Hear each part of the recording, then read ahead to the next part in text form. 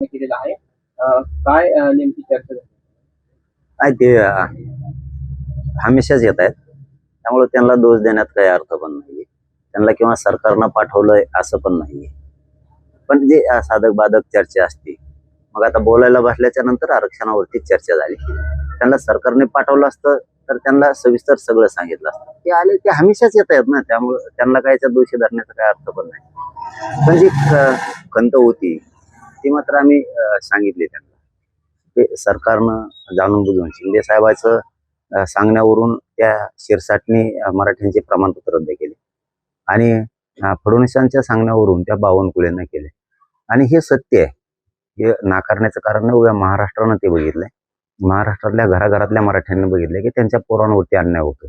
आमचं एवढं स्वप्न होतं की शिंदे साहेबाकडून हे व्हायला नको होतं, कारण त्यांना खूप जीव लावलेला आहे समाजानं आणि त्यांच्याकडून ही अपेक्षा पण नाही. त्यांनी ही गोरगरिबांच्या लेकरांचा तळतळाट कधी घ्यायला पण नाही पाहिजे. तुम्हाला एखाद्याचा आशीर्वाद नाही घेता आला तर घेऊ नका, पण गोरगरिबांच्या कष्टाचं चीज झालं पाहिजे. तुम्ही ज्यावेळेस राज्यावरती राज्य करता, फडणवीस आणि शिंदे दोघं पण, तर त्यावेळेस तुमची जबाबदारी असते. एखाद्याची भावना, एखाद्याची वेदना जर गोरगरिबांची असेल तर त्याच्या तोंडावरून पाठवून हात फिरण्याची जबाबदारी तुमच्या खांद्यावरती या राज्यातल्या जनतेने दिलेली. तुम्ही ते पाठवून हात फिरायचं सोडून, तुम्ही तोंडावरून हात फिरायचं सोडून, त्याचं दुःख जाण्याचं सोडून तुम्ही आयुष्यच उद्ध्वस्त करायला लागलात. हे कुठेतरी जिव्हारी घाव लागलाय आणि ही मात्र आता ते दुरुस्त केल्याशिवाय भरून निघतच नाहीये. अरे शेवटी समाज आहे आणि समाज जागा आहे आणि समाजानेच तुम्हाला राजगादीवर बसवलेलं आहे. समाजापुढे तुम्ही कितीही ताकदवर असलात तरी नाही टिकत. असे देशात राज्यात खूप उदाहरणं आहेत. मला वाटतं हे फडणवीसने आणि शिंदेने अन्याय करायला नको होता आणि गोरगरिबांचा तळतळाट घ्यायला नको होता. 77 तुमची मनधरणी करण्याचा प्रयत्न केले. ते बिचारे आपल्या आता करते, जेवढं करता येईल जसं लाडभाऊ करते, जसं उदय सामंत साहेब करते, विखे पाटील करते, आता ते करतायत. आता त्यांना का दोष द्यायचा? जे करतोय त्याला दोष नाही द्यायचा. आणि जे समाजाच्या हितानं, समाजाच्या बाजूने येतोय, गोरगरिबांच्या लेकरांचे दुःख जाणून घेण्यासाठी त्याला दोषाच्या पिंजऱ्यात का उभा करायचं? त्यांनी असं पण म्हटलेलं आहे की मुंबईत येऊ नका. दोन ओबीसी आणि मराठा समाज तिथे जरी एकत्र आले तर त्यामुळे मुंबई होऊ शकते, संघर्ष निर्माण. हे बघा, आम्ही आमचे जबाबदारी पार पाडतो, आम्ही आमच्या संस्कारापासून लांब जात नाही. ओबीसी पण आमचाच आहे, तो जर तिथं जातोय तर तेव्हा आल्यावर आम्ही जाऊ. तसं तर आमचं 29 ऑगस्ट हे फायनल अंतरवालीच, आम्ही बदल नाही करणार. पण सरकारनं जर काही डाव टाकला तर मग मात्र मुंबईला आम्ही जाऊ शकतो, मग मात्र माघार नाही. परंतु आपल्याला जर ओबीसीची माया दया येते तर जाऊ द्या ना, ओबीसींना त्यांना आधी काढायचं काढू द्या, काय फरक पडलाय का? आपण नंतर काढू. सांगितलं की 29 तारखेपूर्वी सरकार येईल आणि काही ना काही सकारात्मक चर्चा होईल. नाही, मी सकारात्मक चर्चेवरती जगणारा माणूसच नाहीये. माझ्या समाजाचं वेदना माझ्या डोळ्यासमोर जर दिसत असतील तर मी सरकारशी नाही बोलू शकत. मला कृती पाहिजे. तुम्ही जर 58 लाख नोंदी शोधल्यात तर 58 लाखाचे प्रमाणपत्र तुम्ही दिले पाहिजे. त्या लोकांनी तुम्हाला भरभरून आशीर्वाद दिले पाहिजेत की सरकारनं 58 लाख नोंदी आमच्या शोधून काढल्या, ज्या 150-200 वर्षापूर्वीचा जे खजाना होता तो उकरून सरकारनं बाहेर काढला, शिंदे साहेबांनी बाहेर काढला. तर मग आता तुम्ही त्यांना ते खाऊ दिला पाहिजे. तुम्ही जर ते उद्ध्वस्त करायला लागलात तर मग हे कसं सहन करायचं? तुम्ही 58 लाख नोंदीचे प्रमाणपत्र द्या, कृती करा. व्हॅलिट्या थांबून धरल्यात. आत्ताच बीडचं उदाहरण आलं होतं, एवढ्यात मीडियाच्या समोरच हाजीपूर गावे तिथल्या व्हॅलिट्या झाल्या. मी मोगाशी याच्या अगोदर तुम्हाला एक शब्द बोललो होतो की सरकारने व्हीसी घेऊन सांगितलं मराठ्यांचे प्रमाणपत्र देऊ नका. मला बीडच्या अधिकाऱ्यांना सांगितलं आणि ते आता 1 घंट्याच्या आता सिद्ध पण झालं. ते समोरच आलेत आणि त्यांनी सांगितलं की आमची व्हॅलिडिटी, आता पोरीने ऍडमिशन घेतलंय इंजिनिअरिंगला पुण्याला आणि व्हॅलिडिटी द्यायना, भावाची दिली, बहिणीची द्यायना, वंशवळ जुळली, सगळं झालं. मग हे सरकार असं वागल्यावर आम्ही शांत कसं काय बसायचं? पोरापोरीच वाटलं होऊ द्यायचं का? केलं बीडच्या अधिकाऱ्यांनी आता एवढ्यात. की आदेश देणार का सरकार? बैठका लावतंय आणि व्हीसीद्वारे अधिकाऱ्यांनी हे सांगताय का? अधिकारी ऑन रेकॉर्ड आम्हाला सांगते असे असे आदेश त्याच्यामुळे देता येणार.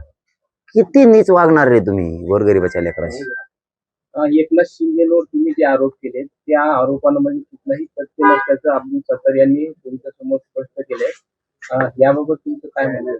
बघा, मी पण एक असा माणूस आहे की चलती हे म्हणून कोणावर बी राळ उठवायची नाही आरोपाची. आपण आपली पायरी बघून पाय ठेवायचा, आपल्या समाजाचं हित बघून पाय ठेवायचा, सुखी समाधानी लेकरं चेहऱ्यावर बघायचे, बळच आरोप नाही करायचे. बोडकीची व्हॅलिडिटी झालेली असून रद्द केली, ही चूक नाही. बहिणीची रद्द केली, भावाची दिली. दहीहंडीची रेकॉर्ड जात पडताळणीकडे आहे. छत्रपती संभाजीनगरच्या जिल्हा जात पडताळणी समितीनं निर्णय दिलाय, दहीहंडीची व्हॅलिडिटी देण्याचा आम्ही निर्णय दिलाय. सकाळी रद्द होती. बावनकुळे पत्र देतो बीडचे आणि पूर्ण्याचे परभणीचे रद्द करण्यासाठी. हे काय गैरसमज आहे का? तुम्ही तुमची चूक दुरुस्त करा आणि गोरगरिबांच्या लेकराच्या तोंडावर हात फिरा. त्याला उद्ध्वस्त करायला जाताल, बदला घ्यायला जाताना मराठ्यांचा, तर मराठी सुद्धा तुमचा बदला घ्या, सोडणार नाही. मुंबईतील ठाकरे गटाच्या जे नगरसेविका आहेत विशाखा राऊत यांचं सुद्धा जात प्रमाणपत्र रद्द करण्यात आलेलं आहे. नाही, हे राजकीय सगळे डावपेच आहे. मला त्याच्यात पडायचंच नाही. तुम्ही हे 4 रद्द केले, मी याच्यावरच बोलतोय. हे होत राहणार आहे, ते करतच राहणार आहेत. मी असं त्याच्यावर गरीबावर अन्याय होणार आहे. तुम्ही निवडणुकीला उभाच राहू नका ना कोण बी. त्याच्याकडे व्हॅलिडिटी तेच राहा, कशाला उभा राहता रे? गरिबांचं वाटोळं करता उभं मराठ्यांचं.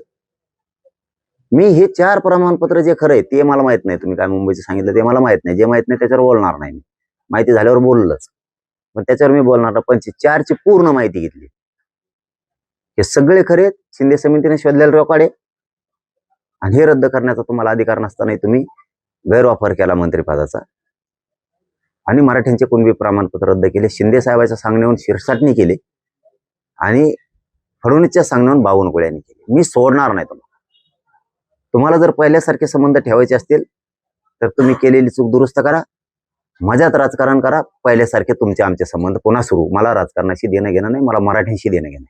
सर, तुम्ही 29 ऑगस्टच्या आंदोलनावरती ठाम आहात. जर चर्चा यशस्वी झाली तर आंदोलन होणार. 29चं आंदोलन होणारच. 58 लाख नोंदीचे कुणबी प्रमाणपत्राचा डाटाच द्यायचा की आम्ही दिलेत म्हणून. दिलेत म्हणून ना, नोंदी सापडल्या म्हणून नाही, दिलेत म्हणून पाहिजे. त्याचे ज्यांनी व्हॅलिडिटीला अर्ज केले ते 28 ऑगस्टच्या आत व्हॅलिडिटी दिलेल्या पाहिजे. ज्यांनी कुणबी प्रमाणपत्राला अर्ज केलेले त्यांचे प्रमाणपत्र दिलेले पाहिजे. तुम्ही आता ओबीसीचा JR काढलाय, त्या JR प्रमाणे सगळ्या सवलती लागू पाहिजे. तुम्ही SC-BC EWS चे जे पोरं आहेत निवडी झालेले त्यांच्या नियुक्त्या द्यायच्या. तुम्ही केसेस मागं घेऊ म्हणलेले मागं घ्यायचे. तुम्ही हैदराबाद गॅझेटियरचा JR काढला, त्याप्रमाणे प्रमाणपत्र वाटप करायला चालू करायचे. आंदोलन थांबत नाही आता. त्याशिवाय तुम्ही सातारा संस्थान, कोल्हापूर, औंध आणि पुणे बॉम्बे गव्हर्नमेंटचे गॅझेटियर याचा JR काढून अंमलबजावणी करायची. तुम्ही सारथीचे पोरं त्यांच्या ज्या योजना बंद केल्या त्या पुऱ्या द्यायच्या. तुम्ही अण्णासाहेब पाटील विकास महामंडळाचे जे व्याज परतावे थांबले ते एक बी ठेवायचा नाही, एक बी नाही. वाटप चालू आहे हे चालू आहे ते सांगायचंच नाही. 3 वर्ष विश्वास ठेवला तुमच्यावरती आम्ही. तुम्ही दगा फटका करायला, त्यामुळे तुम्हाला याच्यात सुट्टी नाही. छगन भुजबळांनी म्हटलेलं आहे की विकासाला जात आणि धर्म नसतो, पण निवडणूक आली की जातीचा विचार होतो, जातीचा विचार केला जातो. तू नको सांगू बाबा मला. तो आहे विचारानं राज्य चालायचं म्हणल्यावर राज्य उचलून दुसऱ्या देशात न्यावं लागतं. जातीवाद तो यासारखा कोणा कोण दुसरे आणि ती बोलायला लागला काय गप्प पडला होता. त्याला चांगलं ते हसत होता. आता खुश होता देव. बावनकुळ्याच्या गळ्यात लफडं गुदलं ते खुश झालता. निवांत झोपत होता बिचारा देव. तेव्हा म्हणला ते लफडं तू ते बावनकुळ्या ते अर्धी घेत असन तर 2 आणून झोपत असन आता. आणि त्यालाही म्हणत असन फोन करून तू 2 घेत असला 4 हानी जाय आता. बरं झालं तो या गळ्यात गुतलं. ते सुखी झालता. तो निवांत ते खुश हसतोय तो बावनकुळ्यावर. आता हसल्याला सांगितलं मला काल मीडियाने हसलाय मस्त हसतो. भुजबळांना एक प्रश्न विचारण्यात आला की 29 ऑगस्ट पासून जरांगी पाटलांचं आंदोलन सुरू होते, त्यावर त्यांचे मिश्किल हसू बघायला मिळाले. हे सांगितलं मग तुम्हाला मी. ती बावनकुळ्यावर हसतोय आता. कशी मजा आहे त्याला विचारतो कसं आहे. मला पुढच्या तोफाला घालतात म्हणतो देऊ. आता होय पुढं आता ते बावनकुळ्यावर हसतोय देऊ. कशी मजा आहे.